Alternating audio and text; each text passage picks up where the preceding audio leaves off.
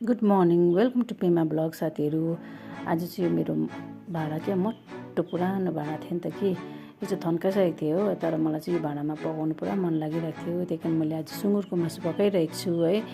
पहिला हाम्रो अजीले चाहिँ यसमा पकाउनु यस्तोमै पकाउनु हुन्थ्यो नि त, त्यही यादले चाहिँ मैले पकाएको। यो सुँगुरको मासुमा चाहिँ मैले प्याज, टमाटर, अदुवा, लसुन अनि धुलो खोर्सानी, त्यहाँदेखि हल्दी, त्यहाँदेखि यो मेरोमा ड्रेसिङ मसला थियो है त्यो हालेँ। त्यहाँदेखि चाहिँ यो टिम्बुर हालिदिएँ है।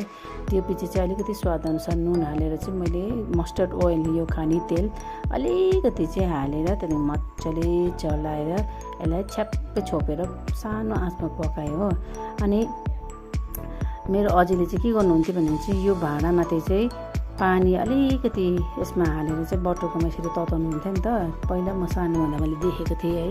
अनि यसरी पकाएको मलाई याद छ, त्यही कारण मलाई पनि त्यसरी पकाउनु मन लागेको चाहिँ अन्त तपाईँलाई देखाइरहेको छु, सेयर गरिरहेको छु मेरो फिलिङ्सहरू है।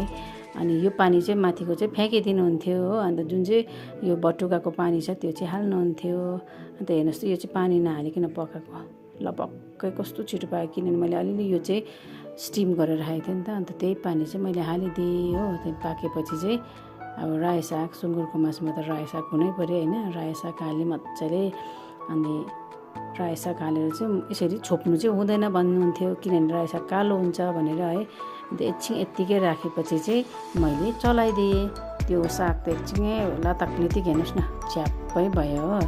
म चाहिँ त्यो पुरा पकाएको साग मन पर्दैन, फेरि काँचो काँचै मनपर्छ नि त यसरी। अन्तखेरि मैले भातमा पस्केँ है। मेरो आजको लन्च हो।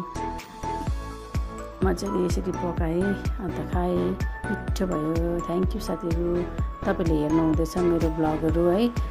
यसरी सेयर गरिदिनुहोस्, यसरी माया बाँडिदिनुहोस् है साथीहरू। Thank you.